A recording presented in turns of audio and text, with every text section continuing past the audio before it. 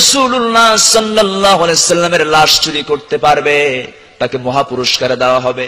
সেই লাশটা যদি আমরা নিয়ে আসতে পারি আমাদের ব্যবসা জমজমাট হবে, মুসলমান থেকে মানুষ আমাদের ধর্মে চলে আসবে। এইরকম ষড়যন্ত্র করে 3 জন প্রতিনিধি পাঠায়া দিল।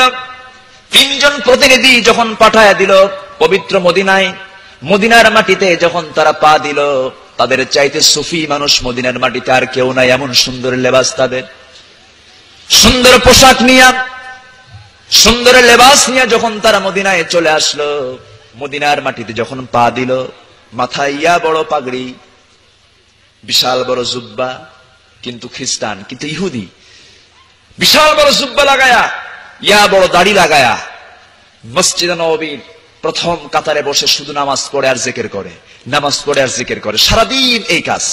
কেউ দাওয়াত দিলে বলে যাও, যাবে না, গেলে পরে বুজুর্গি নষ্ট হবে। সমস্ত মানুষদের মধ্যে প্রচার হয়ে গেল 3 জন বিদেশি মেহমান, তারা এত বড় বুজুর্গ, সবসময় জিকির আজগারে থাকে, নামাজ কালাম নিয়ে ব্যস্ত থাকে, রাত্রেও ঘুমায় না। দিন যেতে থাকলো, তারা যে উদ্দেশ্যে রওনা দিয়েছে সেই রওনাটা উদ্দেশ্য সফল করার জন্য দিনের বেলা নামাজ পড়ে, আর সন্ধ্যা রাত যখন হয়ে যায় তখন তারা সুড়ঙ্গি খনন করা শুরু করে। আমার নবীজির লাশের ঠিক 20 হাত দূর থেকে গর্ত খনন শুরু করে দিল, সুড়ঙ্গি শুরু করে দিল। গর্ত খনন করে করে 1 হাত 2 হাত করে রওনা দেওয়া শুরু করলো। উপরে জায়নামাজ রাখে, কাঠ দিয়ে উপরে ঢেকে রেখে জায়নামাজ রেখে দেয়। আমার নবীজির মসজিদটা এখন যে পাকা হয়েছে এরকম পাকা তো সেই সময় ছিল না।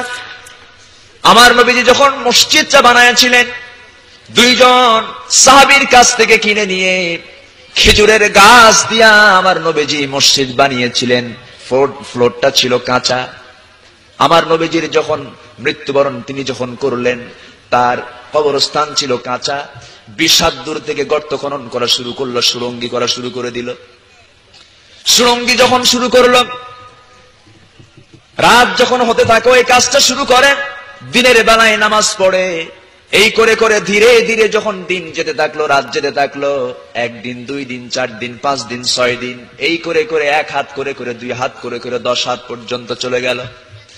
আর মাত্র কয়েক হাত গেলে পরে আমার নবীজির লাশ তারা পেয়ে যাবে, তাদের ব্যবসা জমজমাট হয়ে যাবে।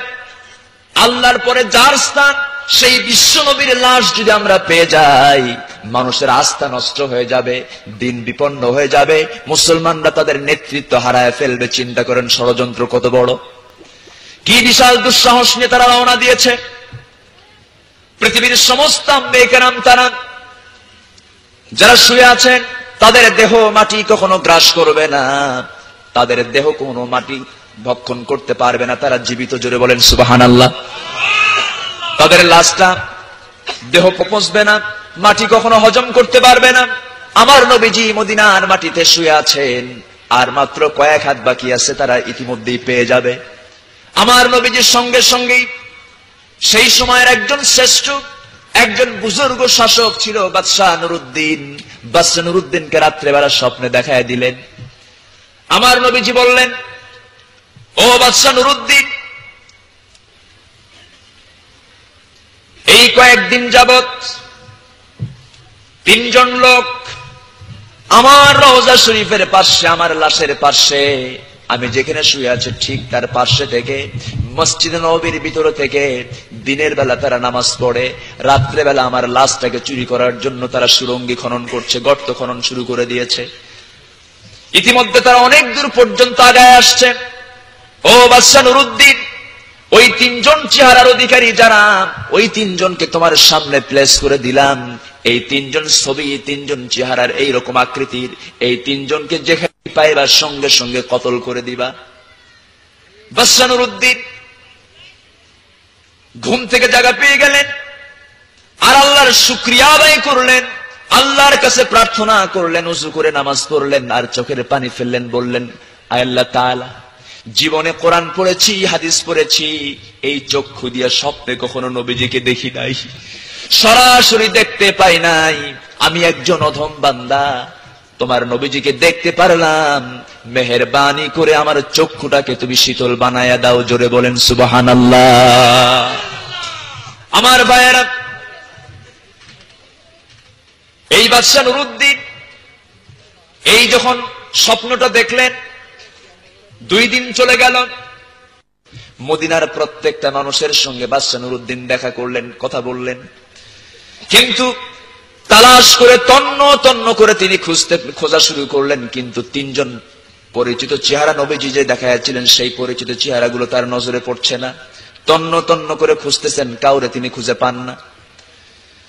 বাদশা নুরউদ্দিন চিন্তায় পড়ে গেলেন, আমার নবীজি তো বিশাল দায়িত্ব দিয়েছেন, এই দায়িত্ব পালনও যদি ব্যর্থ হয়ে যায়, এর চাইতে চরম ব্যর্থতা আর কি হতে পারে। এই 3 জনকে আবার বের করার জন্য আবার তদন্ত কমিটি বের করলেন। আবার তদন্ত কমিটি যখন এক জায়গায় হয়ে গেল, এবার তিনি বললেন, ঠিক আছে, আবার তোমরা তালাশ করো, দেখো তো আর কেউ বাদ আছে নাকি দাওয়াতে। আমি যাদেরকে বলেছিলাম তারা তো সবগুলো আসে নাই, আমার বিশ্বাস এটা। কিন্তু তারা ব্যর্থ হয়ে গেল। শেষ পর্যন্ত বাদশা নুরউদ্দিন নিজেই মদিনার মসজিদে চলে গেলেন। একজন লোক খবর দিল, বাদশা নুরউদ্দিন, আমরা তো মদিনার সমস্ত মানুষগুলো আপনার দাওয়াত গ্রহণ করেছিলাম, কিন্তু লক্ষ্য করেছি মদিনার মসজিদের ভিতরে 3 জন অত্যন্ত বুজুর্গ মানুষ, তারা যায় নাই। বুজুর্গ, বুঝলেন? এত বুজুর্গ, বিশাল বড় টুপি, ইয়া বড় দাড়ি, বুজুর্গ মানুষ। আমার ভাইয়েরা, এবার বাদশা নুরউদ্দিন তার ভিতরে সাহস জন্মায় গেল। 3 জন মানুষ যখন বলেছে আমার নবীজি 3 জনকে দেখায় দিয়েছেন, একটা শখ মিলে গেল, একটা প্ল্যান মিলে গেল, 3 জনকে আমাকে একটু দেখায় দাও। বাদশা নুরউদ্দিন ডাকলেন, ওই 3 জনকে ডাক দাও। তাদেরকে ডেকে আনা যায় না। একজন এসে বলতেছে, বাদশা নুরউদ্দিন, তারা খুব বুজুর্গ, এখন তারা এশকে আছে। কিসে আছে? এশকে, মানে জিকিরে আছে, তারা এখন আসতে পারবে না। বাদশা নুরউদ্দিন এবার আর দেরি করলেন না, পুরা সন্দেহ তার ভিতরে ঢুকে গেল। দ্রুত তিনি মসজিদ নববীর ভিতরে ঢুকলেন। মসজিদ নববীর ভিতরে ঢুকে তাদের মাথাটা ঘোমটা দিয়ে ঢাকা ছিল, যেন কেউ না দেখতে পারে। একটা লোকের উপরের ঘোমটা, উপরের যে কাপড়টা ছিল সেই কাপড়ের আবরণটা খুলে ফেললেন। খুলে ফেলার সঙ্গে সঙ্গে তিনি লক্ষ্য করলেন, আমার নবীজি বলেছিলেন তাদের চক্ষুগুলো নীল হবে।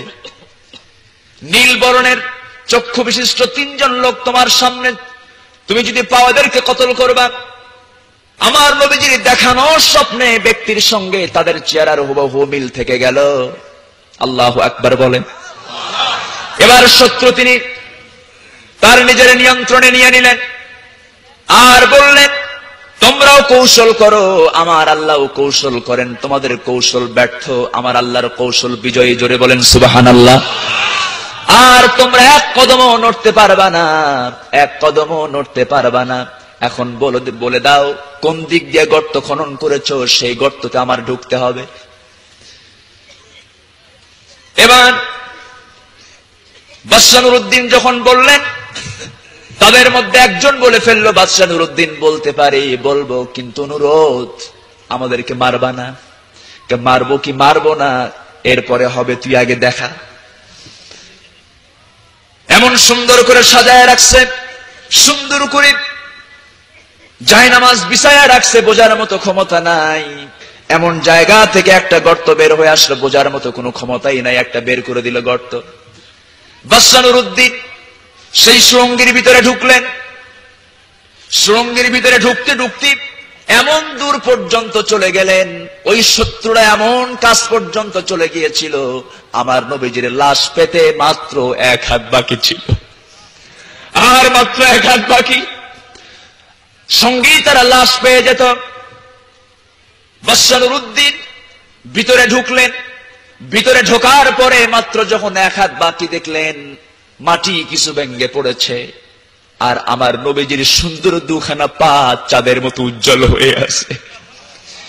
বাদশা নুরউদ্দিন দেরি করলেন না, সঙ্গে সঙ্গে আমার নবীজির 2টা পা জড়ায়া ধরে বললেন, ইয়া রাসূলুল্লাহি, ইয়া হাবিবাল্লাহি, অনেক নাম শুনেছি, অনেক গুণগান শুনেছি, কিতাব পড়েছি, তোমার সম্মান বুঝেছি, আয় রাসূলুল্লাহ, ইয়া হাবিবাল্লাহ, ইয়া রাসূলুল্লাহ, কাল কিয়ামতের ময়দানে, হাসরের ময়দানে কোথাও যদি না স্থান হয়, আমি অধম নুরুদ্দিনকে আপনার পায়ের তলায় আমাকে স্থান করে দিয়ে